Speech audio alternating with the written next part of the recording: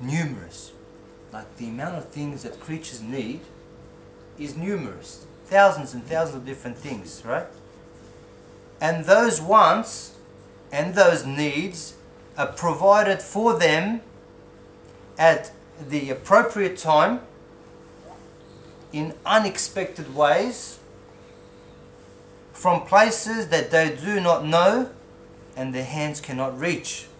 In other words, secure, in other words, their assistance comes to them, rushes to them. Help comes to them. There's a need, there's a want, and to fulfill that want and need at the appropriate time, in the right measure, in the appropriate manner, in the best manner possible, that thing that is needed is given and fulfilled and satisfied exactly how it needs it. For example, it's not enough to say, oh look, the horse needs food and the lion needs food and the ant needs food and the shark needs food. It's not enough. The type of food that the shark eats is totally different. The type of the food that the cow is going to eat or the horse is going to eat or the lion is going to eat is all different. And the amounts that they're going to eat is all different. And the ways in which they're going to eat is all different. So you can imagine like the variety of the need and how they're going to be all fulfilled. And what the ant is going to eat is different and what proportions in accordance to his stomach. Let's say for example, now my stomach has a need. My stomach needs to eat, right? Now this need needs to be fulfilled.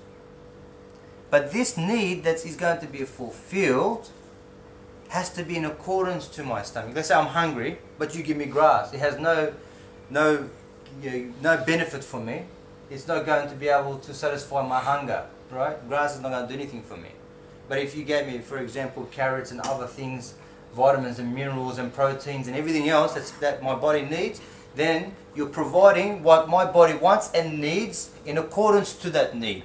That's very important, appropriate and at the right time. If, for example, I'm hungry and you give me food 65 days later, it's not good enough. I'll be dead by then. You have to give me food when my stomach requires it. In exactly the same way, not only are we talking about sustenance of the human stomach, or the stomach of an ant, or the stomach of a whale, or the stomach of a microscopic creature that you can't see with your naked eye, that you need microscopes, electronic microscopes that zoom in like 3,000 times that you can only see them then. 3,000 times it's being microscope, keeps going down and down and down and down, and you see creatures that are living in that depth of the world, to that microscopic level, and they also have a stomach. And their stomach also needs to be satisfied. They have requirements and needs and appropriate foods in accordance to its stomach. Now, to be able to sustain the microscopic creature, the ant, the human, the animal, the plant, and plants have needs, everything that has needs and wants, now this is where it comes to. There has to be a method, a means, and a way, because no one gets left out. Nothing gets left out. All the plants, all the animals, all the creatures, unless there's human intervention, we're not talking about that. In natural manner of the way that Allah has created everything, nothing gets left out. Everyone gets sustained, everyone has shelter, everyone has a defense system. Every creature has a defense system in a way that they protect themselves. And there's a perfect balance of what lives and what dies, 100%. If there was too much fish in the ocean, right, and they weren't eaten by other fish and that, what would happen? The whole ocean would be putrid because of there'd be too much eggs fertilizing, too much fish, there'd be no air, there'd be nothing, no food left. So what would happen? The whole ocean would stink, right? So there's a perfect balance of what lives and what dies. So now we're talking about control of not just food going into your system, the appropriate quantities, the appropriate type of food that's going to be in accordance to that need. Now, we haven't done one paragraph yet. Allah Akbar. Secure assistance rushes to their need. Imagine the person is in the mother's womb. Before we come to the world, so we understand how impotent we are first, right?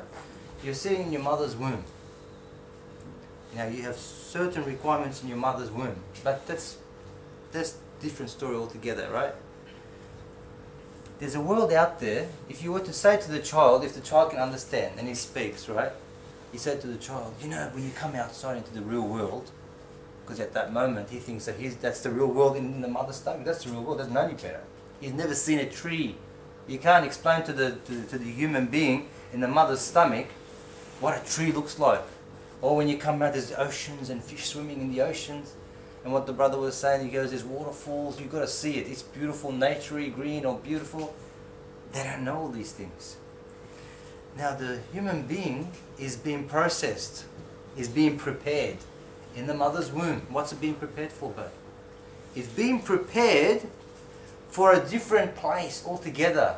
Even though it's being looked after and nurtured and everything, all the conditions of its life is perfect in accordance to where he is there, he's being given eyes. Right? The eyes are opening up, being shaped, blood vessels going through there, his heart starts to pump, his ears are opening up, his nose, all of his parts of his body start to work, his fingers are tingling and everything else. The kid, if he didn't know any better, and you said to the child, listen, you know these eyes, if he thought to himself, this is what he would think. He would think to himself, man, I've got eyes, but I can't see beyond this thing, this wall right here in front of me.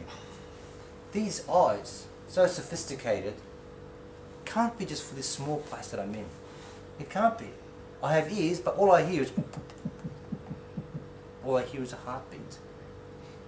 Right? It can't be just for this particular reason. This is too sophisticated. This is too far out to be just for that limited realm that I'm in right now. These fingers and that, what's the use? Every time I push, I come to a particular area and my hand just stops there. I kick and I can only kick so far. This is very limited. I've got a mouth, my mouth opens and closes, I'm about to say certain words, but what do these things mean? I can't share this, I can't hear anything, I can't see anything, I can't smell anything, I can't do nothing. So what are all these things given to me for? He understands that after he comes out, and now we are what we are, we look at the universe, we go, you know what? My eyes can see millions of different colors, millions of beautiful shapes. It can differentiate between the way that my mother looks, and some other lady looks, and my father looks, and my baby looks, and everything else, right? These eyes can see the most beautiful things. The one who prepared them in here, in the mother's womb, right? Prepared it for this realm, for this world that I'm living now. So there was one that knew your eyes wanted to see. So he answered that prayer of wanting to see by creating the whole universe for you to see. You have a nose, in accordance to your nose, right? He created a whole universe to be able to smell beautiful things, from flowers and things and the fresh air and everything, right? Your ears to hear, but there's nothing. In the mother's womb, it's nothing. Then we say, whoever was preparing you in the mother's womb is also the one who prepares the universe for you. Because the universe is all about how to utilize these things that were prepared beforehand. So before you were created, He already knew, and He made this body and that to be able to come out and enjoy all the bounties of this universe. From smelling to tasting to eating to hearing and seeing and feeling, every sense of yourself is fulfilled and satisfied, because they're all needs. Just like your stomach is hungry, it has a need to want to eat. My eyes are hungry too. Close your eyes for 10 minutes, right? Forcefully, but someone says, look, close your eyes and don't open your eyes until I say so. It would be like torture to you not to open your eyes. Imagine you open your eyes and you see nothing. That's again torture. So who takes you away from this torture and allows you to open your eyes and see this realm? To be able to open your ears and hear everything, to smell everything, to taste everything. All of these things is like a stomach also.